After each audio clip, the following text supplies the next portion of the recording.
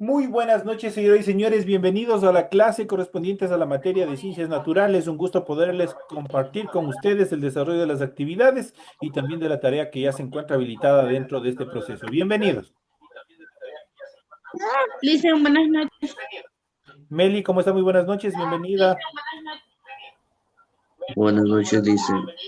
Compañero José, un gusto saludarle. Bienvenido. Buenas Dice, buenas noches, noches. dice. ¿Cómo están, compañeritos? Buenas Buenas noches. noches. Un gusto saludarle. Rosita, muy buenas noches. Bienvenida.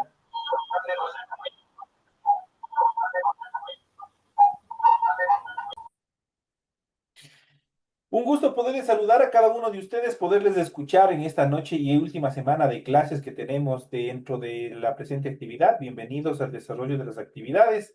Iniciamos con el desarrollo de lo que corresponde a la materia de ciencias naturales ya en esta segunda semana de la unidad número 4. Vamos a iniciar presentando justamente el documento correspondiente a su tarea. En pantalla ustedes ya pueden observar justamente el formato para recursos de aprendizaje de tarea. Estamos en la asignatura de Ciencias Naturales, estamos en la unidad número 4 con el tema central Historia de la vida en la Tierra y evolución de los seres vivos, correspondientes al tema número 2 que corresponde al subtema las pruebas de evolución, la evolución humana y el fechado radioactivo. Son los temas que nosotros vamos a tratar y ver en el desarrollo de la presente clase. Tienen ustedes el tipo de tarea, tienen el objetivo de tarea y a continuación tienen las instrucciones. Recuerden que el trabajo es individual, deben leer el compendio de la unidad 4, tema número 2. Puede ampliar su información sobre el mismo tema con otras bibliografías de ser necesario. ¿Qué es lo que tienen que hacer dentro de estas actividades como tareas? Recuerden que solo lo que se encuentra remarcado de amarillo dentro de este documento es lo que ustedes tienen que hacer como tarea para la presente semana. ¿Qué es lo que dice? Desarrolla las siguientes actividades. La primera actividad dice, indague de qué manera está relacionado el aumento progresivo de la capacidad craneal con la aparición de la cultura y su forma de transmitirse. Es una pregunta bastante importante, las cuales obviamente ustedes tienen que dar una respuesta, tienen que investigar y obviamente también tenemos en el material de apoyo. La siguiente pregunta es, indica que determine la importancia del fechado radioactivo para la determinación de las eras o épocas geológicas de la Tierra. Esta determinación o esta segunda pregunta tiene que tener un máximo de media hoja. Tienen que explicar en una media hoja, tienen que hacer, la extensión es de una media hoja lo que ustedes tienen que hacer. Esas son las tareas. Tienen ahí toda la explicación pertinente en función del desarrollo de estas actividades. Recuerden que el trabajo es 100% escrito, claro y ordenado. Deben utilizar combinaciones de colores, líneas, símbolos e imágenes para ilustrar el contenido. La rotulación de la hoja de tarea, obviamente, tienen que desarrollarlo. Aquí ustedes tienen el modelo, tienen la estructura. ¿Cómo es lo que ustedes tienen que hacer? Cumplir con todos los datos que se les solicita. Esto lo hacen en la parte superior de la hojita donde ustedes van a desarrollar su tarea y a continuación proceden con la explicación de cada una de las dos preguntas, en este caso que tienen dentro de la presente tarea.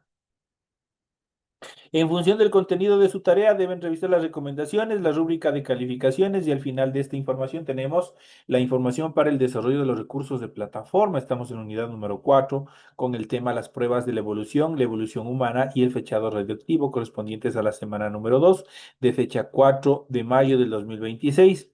Esta tarea permite entregas desde el 4 de mayo, la fecha límite de entrega del 31 de mayo y la fecha de publicación de la calificación será el 5 de junio del 2026, así que tienen un tiempo bastante cómodo para poder desarrollar la presente actividad. Ustedes en este documento tienen toda la información pertinente en función de estructuras, en función de los requisitos que tiene el desarrollo de esta tarea y también los tiempos de entrega. Tienen todo el complemento para que ustedes no tengan ninguna dificultad en el momento de entregar esta actividad.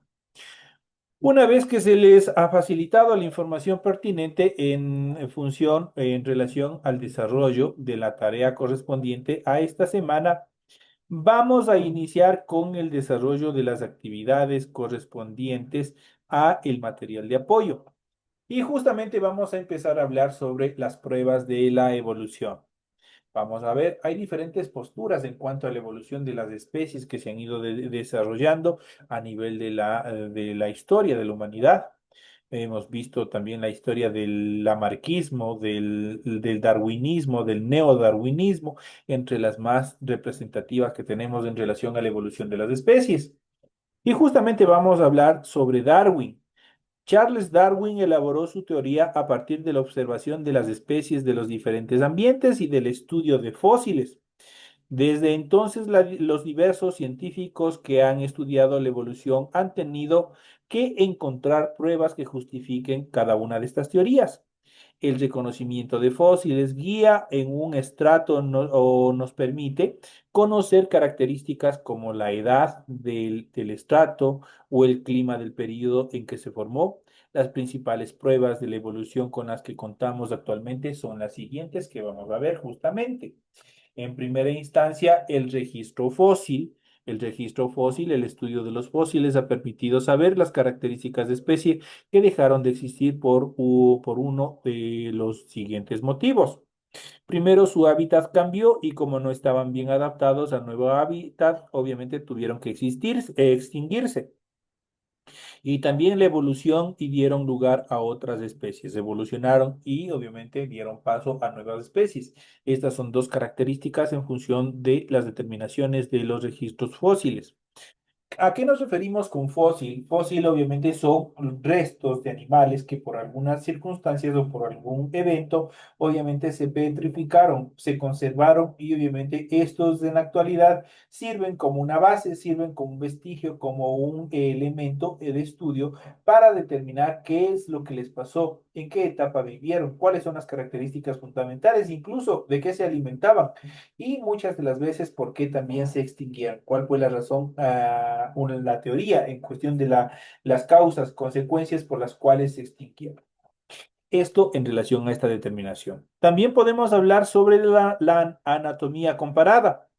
Cuando hablamos de anatomía, estamos hablando de los cuerpos. Cuando hablamos de comparación, comparamos entre dos especies, tres especies, cuatro especies, dependiendo que concuerden con determinadas características. Por ejemplo, la anatomía comparada, todos los seres vivos actuales estamos de cierta manera emparentados, en mayor o menor grado. Dentro de la anatomía comparada distinguimos tres tipos de fenotipos o de organismos. Primero aquí tenemos obviamente la función y tenemos las especies. Tenemos las especies en relación al murciélago, la ballena y el ser humano. Y obviamente cuando hablamos de la anatomía estamos hablando de una parte, en este caso vamos a hablar de los brazos. Cada uno tiene su característica especial. En el caso del murciélago sirve para volar. En el caso de la ballena sirve para nadar. Y en el caso del ser humano sirve para caminar. Entonces ahí estamos hablando de una parte, de una extremidad.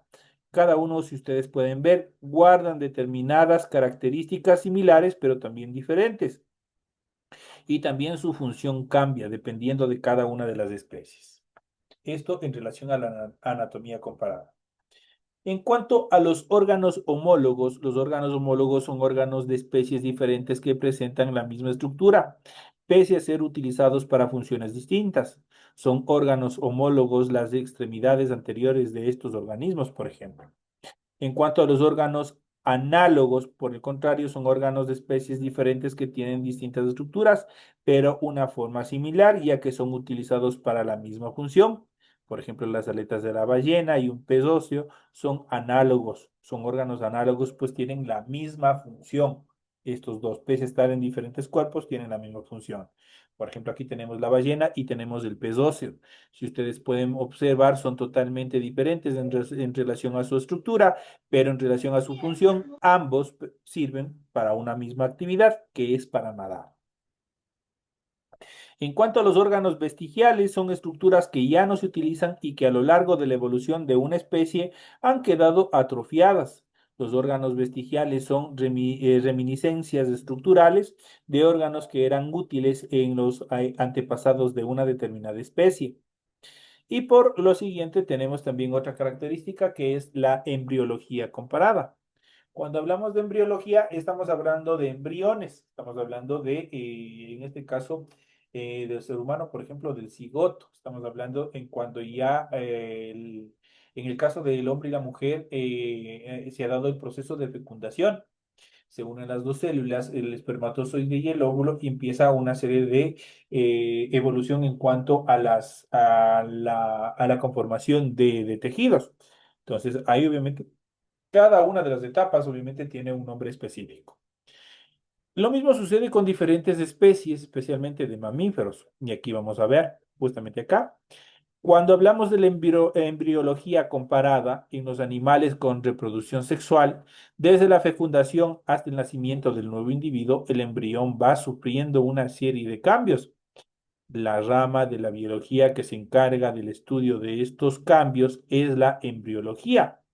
Y justamente aquí nosotros vamos a ver en el siguiente cuadro, justamente vamos a ver una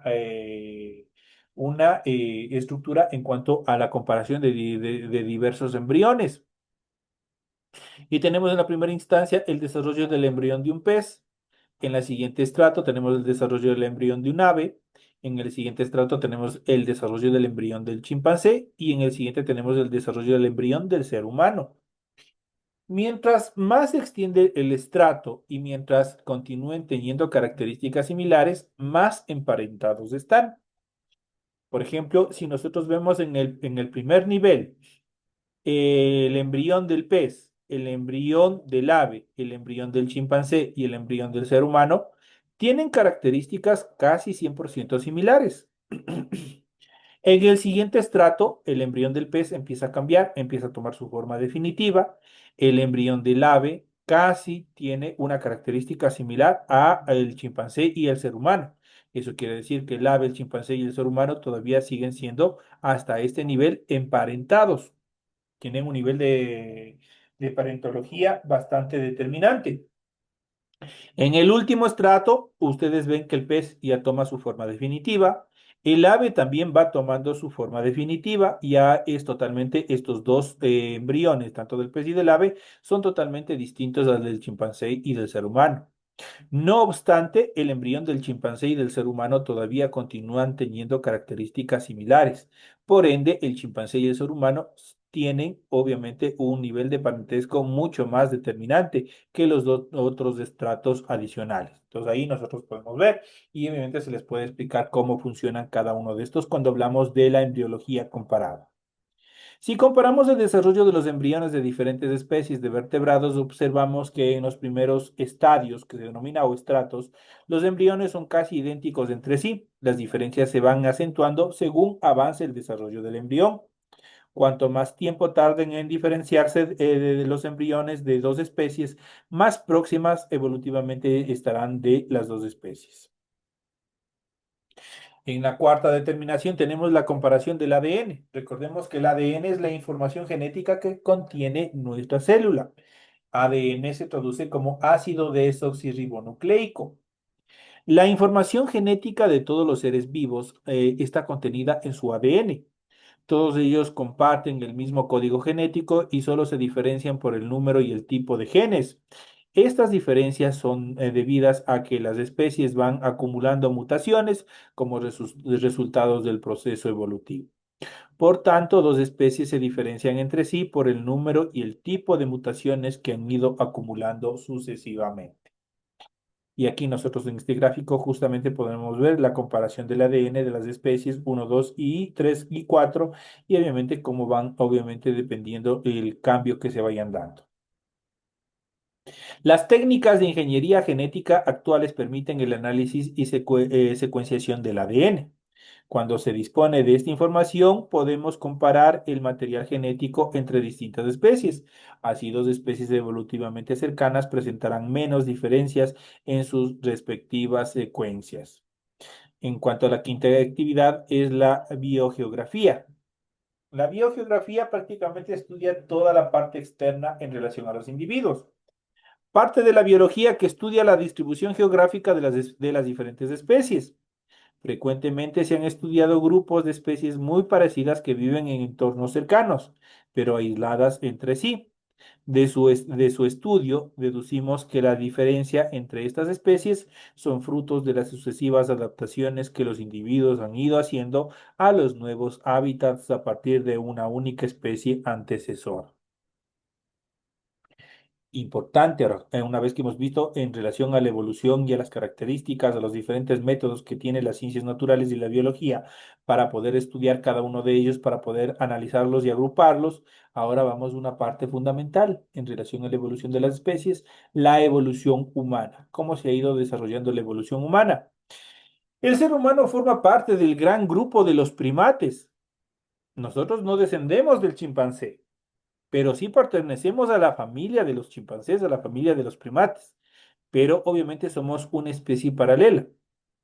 Es como decir los gorilas, los orangutanes, los monos en sí, tienen características similares, pero una especie es el mono, otra especie es el orangután, otra especie es el chimpancé. Así el ser humano también es una especie. Pero eso no significa que nosotros no estemos separados, que seamos un grupo aparte. Obviamente todos estos comparten un grupo especial que se denomina los primates. Nosotros somos primates. Entonces, el ser humano forma parte del gran grupo de los primates, junto al orangután en su nombre científico, Pongo SP, el gorila, Gorila SP y el chimpancé Pan SP. Participamos o compartimos un antepasado común y una serie de particularidades. ¿Cuáles son esas particularidades? En primer lugar, la capacidad craneal, elevada en comparación con su tamaño. Visión en tres dimensiones que otorga grandes ventajas frente a otros mamíferos en los que predomina el sentido del olfato. Dedos pulgares oponibles en las cuatro extremidades. El ser humano ha perdido esta capacidad en los pulgares de los pies. La tendencia al bipedismo solo es completo en el ser humano. ¿Qué es el bipedismo? La capacidad que tenemos nosotros de pararnos de nuestras dos extremidades inferiores y caminar. Ese es el bipedismo. Y por último, tenemos estructura y comportamiento social complejo, periodo de cuidado de las crías muy prolongado y ausencia de la cola presente en otros tipos de primates. La única especie que actualmente existe del género Homo es justamente el Homo sapiens. ¿Qué significa Homo sapiens? Hombre pensador, y somos nosotros. A la que se ha llegado después del proceso evolutivo. En la actualidad consideramos relacionadas evolutivamente el Homo sapiens, estas especies. Tenemos el Australopithecus afaris, el Homo habilis, el Homo erectus, el Homo antecesor y por último el Homo neanderthalis. Y de ahí obviamente tenemos la evolución hacia el famoso Homo sapiens que somos en la actualidad nosotros, que es el hombre pensador. Esto en cuanto a la evolución humana que podemos mencionar. En relación al fechado radioactivo es fundamental porque sin el fechado radioactivo no solo pudiéramos llegar a saber la edad de cada una de las placas continentales, sino también esto nos permite también determinar la evolución y el tiempo de vida que tuvieron las diferentes especies. El fechado radioactivo es un método para deducir la edad de algunos objetos mediante la radioactividad, puesto que la vida media de cualquier núcleo, que esto es conjunto de todas aquellas posibles especies nucleares de un elemento químico, en particular es constante. La vida media puede servir como un reloj molecular para determinar la edad de diferentes objetos. En ciertos casos, la edad de un material se puede determinar basándose en la velocidad de desintegración de un isótopo radioactivo. Por ejemplo, el carbono 14 se usa para determinar la edad de los materiales orgánicos. El isótopo de carbono 14 tiene un periodo de desintegración de 5.730 años, lo que lo hace muy adecuado para fechar objetos de hasta 25.000 años de antigüedad. El carbono 14 está presente en la atmósfera como consecuencia de las reacciones nucleares producidas por los rayos cósmicos. Este isótopo de carbono, al igual que el isótopo de carbono 12, se combina con el oxígeno y forma el CO2. Los seres vivos intercambian continuamente CO2 con la atmósfera, de forma que mientras están vivos mantienen constante la proporción del carbono 14 y del carbono 12 y su composición isotópica es la misma de la que la atmósfera que les rodea.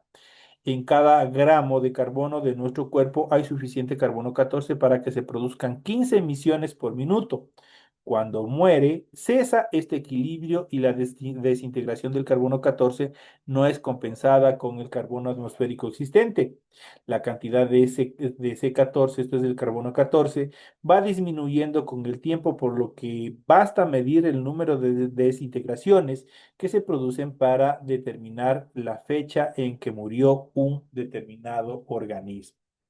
Aquí nosotros podemos ver justamente un gráfico en función de la determinación que les acabo de mencionar, cómo funciona. Entonces nosotros siempre estamos emitiendo carbono 14, pero al transcurrir nuestros años de vida, eso quiere decir mientras vamos envejeciendo, va disminuyendo esta emisión de carbono 14 y al final obviamente dejamos de producir y eso significa que nosotros nos hemos muerto.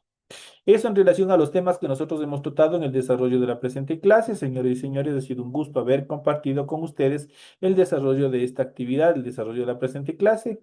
Les deseo que tengan éxito en el desarrollo de las actividades que obviamente se encuentran habilitadas. Recuerden que tienen que continuar dando los exámenes. Creo que están habilitados hasta el siguiente lunes, así es que pongan mucha atención en las actividades que tienen que hacer. Señoras y señores, que tengan un feliz resto de semana, una feliz noche. Nos estaremos viendo hasta la próxima clase. Gracias, Liz. Gracias, dice. Gracias, Lice. Gracias, Gracias, Lice. compañeritos. Gracias, compañeritos. Una feliz noche, un fuerte Gracias, abrazo. licenciado. Buenas noches. Pasen bien.